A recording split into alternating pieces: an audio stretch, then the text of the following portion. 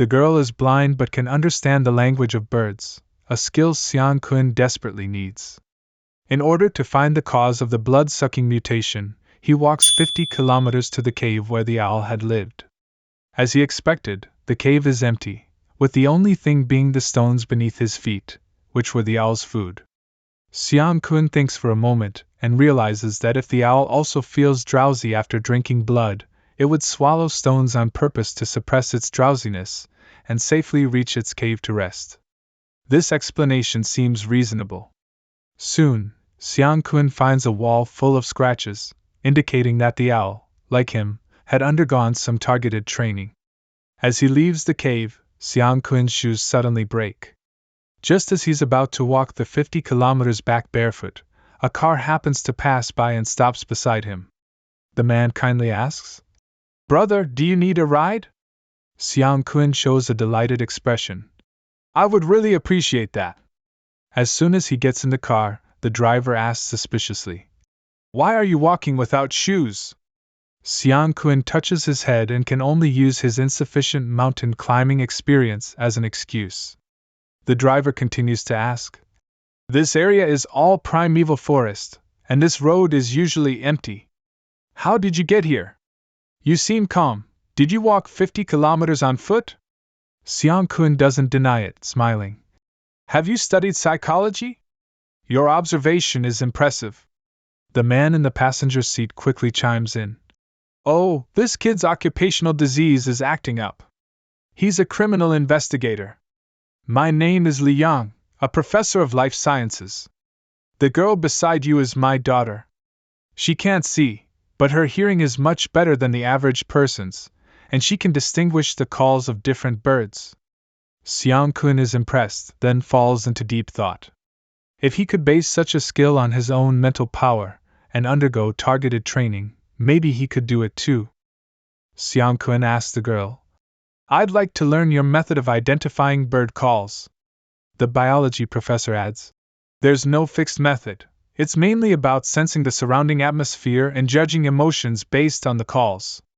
After hearing the explanation, Xiang Kun immediately changes the subject. "By the way, Professor, can birds mutate to be 4 or 5 times their original size due to some reason?" The professor immediately denies it, saying that such an increase in size would mean a 10-fold increase in weight, which the bones and muscles could not support. In no time, Xiang Kun arrives at his destination. After he leaves, the others discuss how Xiang Kun is a bit childish, asking about vampires and owls. The blind girl explains, "I don't think his tone is childish. He seems very sincere in wanting to find answers to these questions in our understanding." At that moment, coughing sounds come from the villa. Tang Baona, holding a bowl of herbal medicine, smiles and says, "It's time to take your medicine." In contrast, Yang Jin is annoyed. "Damn, I'm almost dying and still making a fuss." Tang Bao puffs up her cheeks. "I'm here to take care of you, the sick one. And besides, if you had cared about your health instead of your image, would you be like this now?" Although Yang Jin complains, she obediently drinks the medicine. Tang Daona continues, "By the way, I've arranged a card game with Xia and Mr. Xiang this Friday." Hearing this, Yang Jin immediately shows a mischievous smile. "You said you wouldn't contact Xiang Kun anymore. Are you sure you didn't fall for him?" Tang Baona is annoyed. "We're just ordinary friends." Yang Jin's next words make Tang Baona blush. "Maybe one day you'll awaken your inherent affection, and the more he plays hard to get, the more infatuated you become." Tang Bao now becomes agitated at the thought of this, and wishes she could find a crack in the ground to hide in. Yang Jin turns her head and makes a phone call. "Hello Xia, it's your sister." On the other end of the line, Xia is in a cafe, and Xiang Kun happens to be sitting not far away. The blue-haired girl replies coldly, "This Friday? All right, I got it." This woman is truly extraordinary. As she faces Xiang Kun's perception, her expression remains unchanged, even turning her head to stare at him nonchalantly, as if she has already seen through his every move. This scares Xiang Kun quite a bit, so he quickly withdraws his perception and wonders how she could be observing him. Has she discovered his secret? In the evening, Xiang Kun arrives at Nana's house for the prearranged card game, and she mentioned that she would introduce him to a new friend. Upon entering the house, Xiang Kun first asks about Nana's foot injury, then looks to the side and recognizes the girl from the coffee shop earlier. Why is she still giving him that look? At this moment, Yang Jin comes over, hugs the beautiful woman in front of her, and introduces her. Let me introduce you, this is my cousin Xiao Li Bing, a brilliant student from the medical university with 2 master's degrees. Pointing at Xiang Kun, she continues. And this is Xiang Kun I told you about before. Although he is a programmer, he is said to have an incredibly strong body and even trained in martial arts. Have you heard of Shaolin monks and inner power masters? Upon hearing this, Xiang Kun can't help but feel embarrassed, insisting that he has never trained in martial arts. He wonders why they suddenly wanted to play cards. Nana comes over and casually says, Oh, Xiao Libing always complains that playing with us is boring because we're too slow. I figured since you're so impressive, playing cards wouldn't tire you out. Yang Jin, still hugging Xiao Libing, chimes in. Don't underestimate our young cousin. She's an academic prodigy with an IQ of 140. Xiang Dishin, you may be powerful, but you might not necessarily win against her in cards. Xiang Kun stares at the 2 sisters in front of him, thinking to himself. Fine, I'll pretend to be clueless today and let you all win. However, why does this young girl keep staring at him with that look? He quickly changes the subject. By the way, Miss Yang, I heard you work at a pharmaceutical company, is that true? Yang Jin, with her arms crossing and a smug expression, replies, I won't tell you, but if you win today, you can ask each of us 1 question. Conversely, if you lose, you'll have to answer our questions. Interesting, let's do it like this. In no time, the first round of cards ends, and Xiang Kun wins easily. Alright, Uncle Kun, ask your question quickly, because I won't let you win the next round. Xiang Kun grins and asks, What's the name of your company? What do you do there? And how many labs does your company have and what kind of equipment? As soon as he finishes, Yang Jin looks at him bewildered. How many questions do you want to ask? Oh, fine, since they're all related to my work, I'll answer them all. I work in finance, and although our company isn't nationally ranked, we do have a few famous drugs. Xiang Kun turns to Xiao Libing and asks, Alright, are you a fan of James? Yang Jin comes over. Oh, let me answer for her because I'm a fan of James.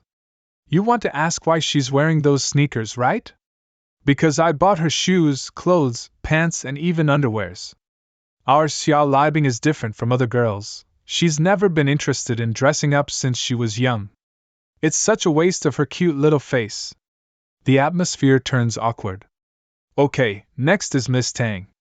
Nana looks terrified and stammers. Wait, I choose Dare. Xiang Kun says. Alright, then sing a song. As expected from an anime music singer, she sings beautifully. Although Xiang Kun doesn't understand a single lyric, he suddenly feels something is off. Why is Xiao Libing observing him again? He decides to let her win the next round to avoid arousing suspicion. After Xiang Kun intentionally loses, Xiao Libing wins 2 rounds in a row. He's asked to describe himself and the 3 girls present as animals. After thinking for a moment, he says, I'm an ox, Yang Jin is like a monkey, Nana is like a sika deer, and you? Xiao Libing stares at Xiang Kun. He then says, You're a fox. Xiao Libing is very interested in the answer. The second round begins, and surprisingly, Nana wins with a straight flush. She grins at Xiang Kun. Mr. Xiang, besides working out, do you have any other hobbies like archery? Xiang Kun looks perplexed. I've never tried it, but I can give it a shot. Great, tomorrow is Saturday, let's all go to the archery range together. Everyone agrees, and Xiang Kun reluctantly accepts, thinking, Alright, fine, let's just have some fun. As it gets late, Xiang Kun says goodbye to everyone and heads home. Meanwhile, Yang Jin and Xiao Libing start chatting in the living room. What do you think of Xiang Kun, Xia? Xiao Libing describes. He likes to stare at people's faces, he's very alert, and he can clearly count cards while playing. He doesn't stare at the table for long, which means he has a strong memory. After his first win, he deliberately lost, which means he doesn't have a strong competitive spirit. He wanted to win later but was held back by you two, and he didn't complain, which means he's not domineering. I suspect he might be sick. Anyway, I'm very interested in him now. This man tries archery for the first time and due to not controlling his strength well, accidentally shoots through the entire building with one arrow. He doesn't mean to hit the bullseye, but when he arrives at the shooting range, he is envied by a bald owner. The owner wonders how this bald young man can go on a date with 3 beautiful women. The owner immediately challenges Xiang Kun, promising that if Xiang Kun wins, they can shoot arrows for free. If he loses, Xiang Kun must introduce the owner to his 3 female friends.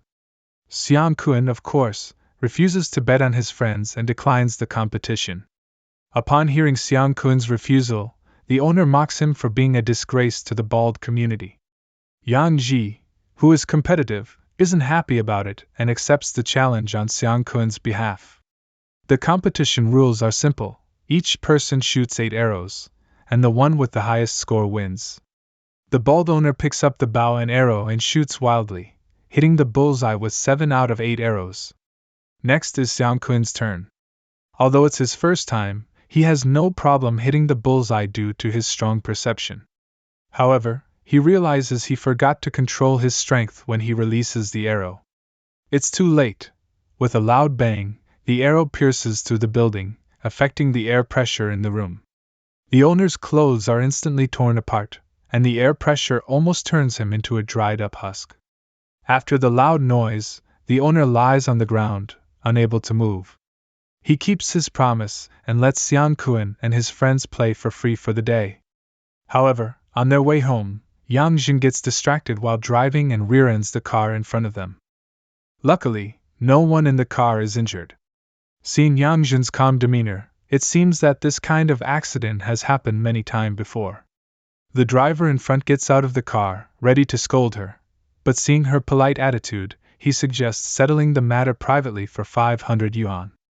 At this moment, Xiang Kun intervenes, refusing to settle privately. He senses something fishy about the other car's occupants, and doesn't want to make a big deal out of it. Going through insurance is both troublesome and inconvenient, and the other party even actively wants to settle privately, so he's satisfied. Xiang Kun remains firm because he senses the presence of drugs and a child in the car. He signals Yang Jin to go through insurance, which upsets the other party. They try to negotiate and offer 200 yuan to settle the matter. While Xiang Kun distracts them with conversation, says the police will arrive within minutes. At this point, one of the men in the car gets impatient and prepares to leave, but Xiang Kun grabs his wrist, urging him to wait a little longer. Tang Bao Na warns the man that if he leaves, they'll report him to the police for hit and run. A young man with dyed hair quickly gets out of the car, asking what's going on and forbidding them to call the police. He scolds the bald man for always meddling. The 2 men prepare to beat up Xiang Kun to settle the matter, but they don't know that Xiang Kun is not someone they can mess with. His physical strength is even greater than that of a fierce beast. The opponents haven't even finished throwing their punches before Xiang Kun takes them down. The entire takedown process takes no more than 3 seconds. With a powerful kick, Xiang Kun renders the 2 men unable to move. At this moment, a man and a girl get out of the car and try to flee without saying a word. The 3 girls immediately sense that something is wrong with the car and urge Na to call the police. They glare at the girls angrily, threatening to choke them. Xiao Liebing shows her dominance with a couple of swift moves, leaving the opponents unable to resist. One of them is knocked unconscious by a kick, while the other is pinned to the ground with a ballpoint pen. Xian Liebing truly knows martial arts. In the end, the criminals are taken away by the police, and the ordeal finally comes to an end. Upon returning home, Xiang Kun prepares a rabbit dish. Although it's a waste of meat, he can't eat regular food, so he follows an online tutorial to make a spicy rabbit dish for a single mother. The female neighbor invites Xiang Kun to stay for dinner with a smile, but he declines, claiming that he's already eaten. Just after arriving home, he receives a call from Officer Chin, leaving him puzzled since the matter is resolved. It turns out that the two young girls he saved are from influential families, and their parents want to express their gratitude financially. Xiang Kun is about to refuse, but Officer Chen persuades him to accept the money for the parents' peace of mind. Soon, Xiang Kun's phone chimes with a payment notification. 200,000 yuan has been deposited into his Alipay account. Faced with such a large sum of money, Xiang Kun is unsure of what to do next. What exactly did the single mother say to Xiang Kun that made him choose to swallow a stone in an attempt to end his life? After the 8th blood drinking session, Xiang Kun's telekinesis improves to a new level. He can now easily control tissues and coins, but not a smartphone. To reciprocate the girls' kindness, Xiang Kun decides to invite them to his home, and he buys many snacks and drinks. In the afternoon, the girls arrive at Xiang Kun's home, and Tang Baona comments on how few pieces of furniture he has, making the place look empty. After all, Xiang Kun has just moved back to live alone and hasn't planned to prepare too many things. The sharp-eyed Yang Ji quickly discovers the rabbit Xiang Kun uses for blood extraction. Xiang Kun laughs it off, saying it's just a hobby. Tang Baona naively thinks it's Xiang Kun's mother's idea. They sit on the sofa and start playing poker, but this time, there are no truth questions, only dares. The loser of the game must treat the others to a meal. Tang Baona brings up the two children they saved from human traffickers, who seem to come from influential backgrounds. Yang Ji excitedly agrees, saying her father mentioned that the children's grandfather is a business tycoon in another province. Xiao Liebing adds that the kids' family must have misunderstood her intentions, thinking she couldn't stay in the city hospital, so they used their connections to help her. Not knowing that Xiao Liebing actually wants to go to Haishi province, she has to postpone her departure. The girls laugh at the misunderstanding, and Tang Baona teasingly says, "So, Xiang Kun, have they contacted you?" Xiang Kun remains calm, revealing that they gave him 200,000 yuan. Tang Baona, drooling, insists that he must treat them to a feast that day. Xiang Kun's 5-game winning streak ends the poker session. As a result, they proceed with the dares. Xiang Kun dares Tang Baona and Xiao Liebing to change her twin ponytails into a single one, and dares Yang Ji to flip up her bangs. Each girl has their own unique style. Xiang Kun wins mainly by observing the girls' emotional changes and breathing patterns to predict their hands, enabling him to win every round. Just then, the doorbell rings, and the single mother from next door thanks Xiang Kun for the delicious rabbit dish. When she sees that Xiang Kun's home is full of girls, she is stunned and awkwardly says goodbye, returning his plate and leaving. Well, it turns out this rabbit was raised to be eaten. The girls are surprised but discover Xiang Kun's secret talent as a chef. Xiang Kun awkwardly admits he's only been cooking for a month and promises to prepare a feast for them in a few days. The girls eagerly agree and make plans for the next meal, requesting dishes other than rabbit. Xiang Kun responds with a mysterious smile, suggesting he might try cooking beef next time. After sending the girls home, Xiang Kun completes his daily workout, recalling the stone at the owl's cave. He decides to swallow the stone just like the owl. At the moment Xiang Kun swallows the stone, he experiences an electric shock-like discomfort throughout his body. He runs around the room, the stone stuck in his throat. Desperately, he leans back and clenches his fists, trying to force the stone out. After swallowing the stone, Xiang Kun discovers that the stones not only suppress the sleepiness caused by the drinking blood, but also can be controlled to roll around in his stomach using his telekinesis. Even if he consumes human liquid food, he can vomit it out in the restroom anytime. On the other hand, the girls start discussing Xiang Kun, mentioning that his personality is rather quirky. If it weren't for his neighbor, they would never have known he's a great chef. Today, they were supposed to demand a treat from Xiang Kun, but none of the 3 girls managed to win. Xiang Kun seems like a gambling god. Tang Baona thinks that Xiang Kun is more familiar with the neighbor than her and the other 2 girls. Yang Jin retorts, questioning how well he could know the neighbor since he just moved back in. She thinks he's just being deliberately coy, so he can have better control. They thought he genuinely liked raising cute pets when they saw his rabbit, but it turns out he raises them to eat. Xiao Liebing explains that this breed is actually raised for meat. Tang Baona suggests that next time, they should ask him to make some spicy rabbit meat. Yang Jin immediately refuses, saying she would never eat spicy rabbit meat even if she were starving. By the way, Sister Xia, aren't you good at poker? Why couldn't you win a single game today? Xia Liebing ponders. She doesn't know, but it seems like he could guess her cards. However, she might have a chance to win if they play one-on-one next time. With that said, Yang Jin and Tang Baona are left speechless, as this implies that they are holding her back. When Xia Liebing gets home, she recalls all the images of Xiang Kun in her mind and even makes a list of observations about him. At that moment, she receives a voice message from Xiang Kun on her phone. He asks Xia about her favorite dishes.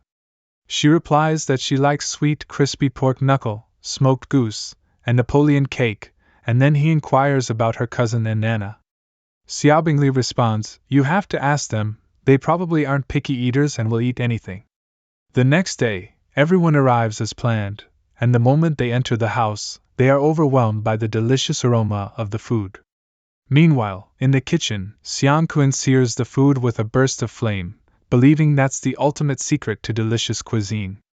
Pepper and chili are added in perfect proportions to bring out the most exquisite aroma of the rabbit meat.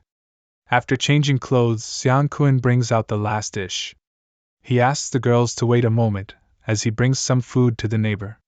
Yang Jin whispers, wondering what's going on and if he has opened a second battlefield. When Xiang Kun returns, they understand that he exchanged food for rice with the neighbor. Xiang Kun explains that he made a food exchange agreement with his neighbor, and as a result, he prepares a table of scrumptious dishes with distinct aromas that are bursting with color and fragrance. After tasting the dishes, they find that the cooking and seasoning are on par with the best restaurants. Even Yang Jin, who doesn't eat rabbit meat, admits that it's delicious.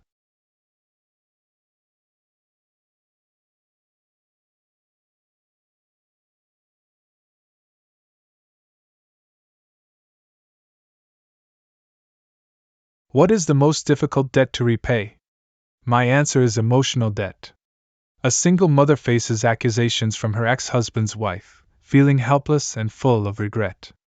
Ignorance is not a crime, but how many people are willing to believe that? The meddlesome woman points at the single mother's nose and scolds her. "You vixen, seducing my husband and taking over this house, you and your bastard child need to get out." The single mother argues that she didn't know he had a wife, and that he had deceived her for 5 years. Facing an overwhelming number of opponents, she can't take it anymore. She says she hates him and has cut off contact with him, so they should leave her and her daughter alone. Inside the house, Xiang Kun hears the whole argument. He wants to call the police but doesn't have a valid reason. He thinks they should go to court if they want to claim ownership of the house. If the situation continues, the single mother will become the target of gossip. At that moment, a rough man's voice comes from outside. "You look quite flirtatious. My cousin can't stand you. Why don't you come with me?" The single mother, seeing his frivolity, slaps him in the face. The man's family is instantly outraged. "You dare to hit me? Even my mother never hit me. How outrageous!" The man pulls out a knife, his eyes wide with rage, and rushes towards the single mother. Her daughter Ling protects her, too scared to move. Just as the knife is about to reach her, a hand appears in front of the man, pushing him away. He's sent crashing into a wall 10 meters away and collapses to the ground. Terrified, he looks at the person in front of him. Xiang Kun clenches his teeth and says, "You're attacking a woman and a child? Are you asking for death?" As soon as he finishes speaking, Xiang Kun's psychic shock emanates, filling the air with an invisible killing intent. The man tries to protect his sister, telling Xiang Kun to mind his own business. Xiang Kun, holding back his anger, warns them that they've already broken the law, and they should leave before he calls the police. The man ignores Xiang Kun and throws a punch at him. Clearly, the man has some martial arts training, but as long as Xiang Kun is willing, no matter how fast the man's fist is, it can't hit him. Xiang Kun dodges, making the man lose his balance, and then grabs him, delivering a fierce slap to the man's buttocks. After 20 slaps in 1 second, lasting 10 seconds. The man's lower body is in excruciating pain. Xiang Kun's relentless attack forces the man and his gang to flee. Xiang Kun extends a hand to the single mother, who keeps apologizing for involving him. She explains that she paid for most of the house and that they're now claiming its marital property. As she speaks, tears start to flow. She says this is the last place for her and her daughter Ling to live. Xiang Kun doesn't say much, instead crouching down and reassuring Ling with a smile that everything is fine now. He takes out a coin with which he's established a psychic connection, and tells Ling that the magic coin is a gift from him. It can give her courage and magic power. After some tricks, Ling feels better. The single mother worries that the man Xiang Kun taught a lesson to has influence in the city, and could cause trouble for him later. Xiang Kun interrupts her, saying not to worry and that he'll call the police if something happens. After comforting the mother and daughter, Xiang Kun heads downstairs to confront them. Indeed, the bald man from before had called his friends and was waiting downstairs to ambush Xiang Kun, who calmly walks towards them. The bald man sneers. You dare to interfere with my business? Today, you'll find out who I am. A nearby hoodlum, waving a fruit knife, approaches Xiang Kun, saying, I'm touched, bro. Do you believe I'm on your side? Xiang Kun grabs the hoodlum's wrist, pulling the fruit knife towards himself and holding it against his own chest. He then releases a burst of psychic shock towards the group, challenging them. Go ahead, give it a try. While shouting, Xiang Kun unleashes his spiritual shock, scaring the young man so much that he nearly loses his soul. He foams at the mouth, and Brother Dong, witnessing this, is not only shocked but also frightened. Where are you from, kid? Xiang Kun replies with a smile. If you want to know, I'll let my big brother tell you. He hands the phone over to Brother Dong. Hearing the voice on the other end, Dong, already frightened, is instantly covered in goosebumps and cold sweat. He hurriedly signals his gang members to retreat. There must be a misunderstanding. We were just fooling around. Xiang Kun takes back the phone, and Officer Chen says, It's all good. I've talked to him. Xiang Kun quickly thanks him. He never imagined that Officer Chen would have such deep connections with the underworld, even being respectfully called the living king of hell by gang bosses. At that moment, Xiang Kun receives a call from his best friend, Lu Change, who tells him that his business failed and he's returning from a foreign country. In the car, Chang Bin jokingly asks, How are things between you and Nana lately? Xiang Kun replies naturally, We're just ordinary friends. Chang Bin adds, My wife asked Nana too, and she also said ordinary friends. Just don't be too proactive, or you'll put too much pressure on her and make her retreat. Xiang Kun wonders if this is the ultimate secret to blind dates. Arriving at their destination, Xiang Kun gets out of the car and immediately comes up with a mischievous plan to scare Lu Chuang. He deliberately bumps shoulders with Lu, who gets annoyed and says, Damn, are you blind? Xiang Kun releases a bit of his spiritual intimidation. What did you say? Do I need to treat you to a meal and apologize? Lu Chuang breaks out in a cold sweat and stammers his apologies. Xiang Kun raises an eyebrow. How about you treat me to a meal instead? My shoulder is swollen. Lu Chuang holds his head, his mind about to explode. I'm telling you, my brother will be here soon, you'd better leave. Xiang Kun drapes his arm over Lu Chuang. Didn't we agree to have dinner together? Only then does Lu Chuang realize that only Xiang Kun and Chang Bin know his nickname. You're Xiang Kun? You scared me to death. Chang Bin, who has been watching the two for a while, laughs. Lu, when did you become such a wimp? The three friends chat for a while before sitting down to eat. Chang Bin starts the conversation. You were doing well in that foreign country, why did you suddenly quit? Sighing, Ziqing says, The economy started to decline there, and our small businesses suffered the most. At this moment, Xiang Kun picks up a piece of beef. He had just taken the opportunity to swallow 2 stones in the restroom, so he thinks he should try to eat something. Ziqing turns to Xiang Kun and asks, Kun, I heard from Bin that your company closed. How about coming to work with me? Chang Bin laughs. This guy's been wanting to stay in this city, How could he go with you? Xiang Kun explains. I don't plan on working for a while. I'm thinking about selling my house and going back to my hometown to start a breeding business instead of working in the internet industry. After their casual conversation, Ziqing can't wait to prove his pickup skills. Changbin reluctantly hands over the car keys. You two go ahead. Wan Han told me to go home after dinner. The two friends widen their eyes and exclaim in unison. Is this what married life is like? It's terrifying. Arriving at the bar street, they're still gossiping about Changbin, saying that good men like him are hard to find nowadays. A commotion in the distance catches Xiang Kun's eye. At the entrance of the bar, a loser is blocking the way of two professional women. Xiang Kun is about to step in and teach the scoundrel a lesson, but the next scene leaves him stunned. The woman effortlessly pinches the loser's wrist, and he pleads for mercy. I was wrong, sister. I was really wrong. Please let go of me. Before leaving, the woman says, You'll have to wait another 100 years if you want to pick me up. Xiang Kun watches the woman leave, fascinated by her charm even though she's a career woman. At that moment, the woman turns her head and looks towards Xiang Kun. At the bar, how can you tell the difference between a lady who's trying to scam you for drinks and true love? The answer is simple. Xiang Kun enters the bar with his friend. As soon as they step inside, the speakers start blasting music.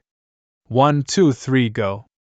Ziqing, watching the dancing, exclaims, Now this is what nightlife is all about. He confidently sits at the bar with Xiang Kun and orders a cocktail. Xiang Kun, on the other hand, orders a glass of water. A curvy girl comes over and tries to strike up a conversation.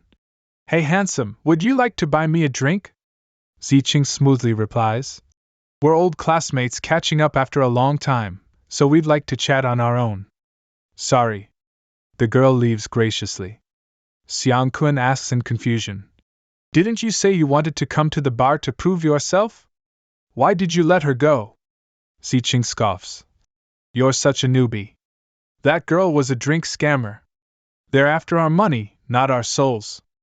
We're here to find someone we truly connect with, not just someone easy on the eyes. Xiang Kun admires Ziqing. You've really grown, recognizing a drink scammer at a glance. Ziqing confidently replies. Isn't it obvious? We're a chubby four-eyed guy and a bald guy. How could we possibly attract normal girls? Ziqing's words suddenly make sense to Xiang Kun. Ziqing points to the booth behind them with two women. Don't you think those ladies are more eye-catching? Xiang Kun glances over and recognizes Sister Sa from the bar entrance. Xiang Kun pats Ziqing on the shoulder. You should go and strike up a conversation. You're a returned overseas CEO after all. But be careful, you might end up like that rascal at the entrance. Lu Chuang finishes his cocktail in one gulp, feeling braver with alcohol. He rolls up his sleeves and prepares to approach the women, but Xiang Kun whispers something in his ear. Lu Chuang thinks Xiang Kun's plan might work. In a silly tone, Lu Chuang says, Ladies, I couldn't help but notice that you two seem to be facing some kind of problem. My name is Lu Chuang, a returnee who just came back from abroad. I have another identity though, as a secular disciple of Mao Shan, who's good at fortune-telling. The girls blush and ask, Are you a con artist? Lu Chuang immediately wants to make amends. I can reveal some information about you two by fortune-telling. Sister Sa becomes interested. Go ahead and tell us. Lu Chuang confidently says, You must have just returned from abroad, no more than a week ago. Seeing her astonished expression, he continues. According to my calculations, you returned from Europe, right? He turns to the other girl. Your temperament is unmistakable. You must be a graduate student. And both of you had hot pot for dinner tonight. The girls become even more curious. Tell us the truth, how did you know? Xiang Kun smiles from a distance. Despite the noisy environment, he can still use his perception to eavesdrop on their conversation. At that moment, Lu Chuang slips up and reveals that Xiang Kun was the one who told him everything. Xiang Kun, speechless, thinks, Weren't you supposed to handle this on your own? You just sold me out. Since it's come to this, Xiang Kun surrenders and joins the girls at their table. He takes out a piece of A4 paper on which he had previously established a psychic link. He proposes, "I'll close my eyes and not look at you two writing on the paper. If I guess what you wrote correctly, I win." The girls look puzzled, wondering if this guy can really do it. Sister Sa, however, is curious to see what Xiang Kun will do, so she agrees. She leans in close to Xiang Kun and says, "If you don't guess correctly, you'll go to the entrance and shout 'I am a liar' 3 times, deal?" This man is incredible. In order to successfully pick up girls at the bar, he uses one of his few chances to create psychic bonds, just to pique their curiosity. The first girl to try is a graduate student. Xiang Kun turns his head and closes his eyes as the girl writes a number on the paper. Yes, it's 6, on the A4 paper. The paper acts like an extension of Xiang Kun's mind. Any trace left on it is directly sent to his brain. This bet doesn't give Sister Sa any chance of winning. Xiang Kun laughs and says, "I thought you'd write a vulgar word, but you wrote a Chinese numeral instead." Xiang Kun holds up 2 fingers. 16, am I right? The girls are even more amazed. Sister Sa incredulously says, "I was watching him the entire time." Sister Sa picks up the pen. "This time, let me write." Her hand races across the paper, writing complex or obscure characters, but Xiang Kun guesses them all correctly. Xiang Kun stops her. "The paper is almost full." Sister Sa breaks into a cold sweat, panting. "How is it possible that he guessed everything correctly?" Finally, Sister Sa writes the name Zhang Qian on the paper, and Xiang Kun asks, "Humph, is this your name?" Sister Sa reluctantly nods. "All right, I admit you're amazing, you win." After leaving the bar, Zhang Qian asks Xiang Kun, "How about giving me that A4 paper?" Xiang Kun proudly refuses. "No way, it's my family treasure." Zhang Qian pouts and makes an expression she's never shown before. "Then name a price to sell it to me." Xiang Kun refuses again. "This is priceless." Seeing Xiang Kun unmoved, Zhang Qian leans in and playfully says, "You stingy guy. What's your name?" He then replies, "I'm Xiang Kun." Zhang Qian turns away and leaves. "All right, Xiang Kun, I'll remember you," his friend says, patting Xiang Kun's shoulder. "Why didn't you take the opportunity to add her Facebook? She's clearly curious about you." Xiang Kun stubbornly replies, "I just wanted to chat." "You don't want her, so why should I?" "Let's go." "What time is your flight tomorrow?" Lu Chuang smiles. It's at 11 in the morning." "Let's go, grab some barbecue, and hang out at the hotel." Arriving at the hotel, as the elevator reaches the 5th floor, they see familiar figures just as the doors open. "Hey, are you guys staying here too?" Zhang Jian says with a meaningful tone. "What a coincidence. We're getting off the elevator now." Xiang Kun walks away without looking back. The graduate student girl asks Zhang Qian nervously, "Do you think they're stalkers?" Zhang Qian replies instinctively, "They couldn't possibly come knocking on our door in the middle of the night, right? If they do, I'll protect you." The next day, Xiang Kun sends Lu Chuang off and says goodbye. After that, Xiang Kun heads back to his neighborhood for a new round of shadow training. Upon returning to his long-lost neighborhood, Xiang Kun hears a gossiping neighbor talking about Shirlin's mother being a homewrecker. Xiang Kun turns his head in confusion. Could it be that those people are back? And Shirlin's mother moved away? Xiang Kun closes his eyes and senses that Shirlin's room has indeed been emptied. As he approaches the door, he finds an electric rice cooker at the doorstep. Opening it, he sees a crayon drawing by Shirlin. Where did they go? Xiang Kun tries to sense the coin he gave Xiao Lingling, but he becomes anxious. Why can't I sense the coin?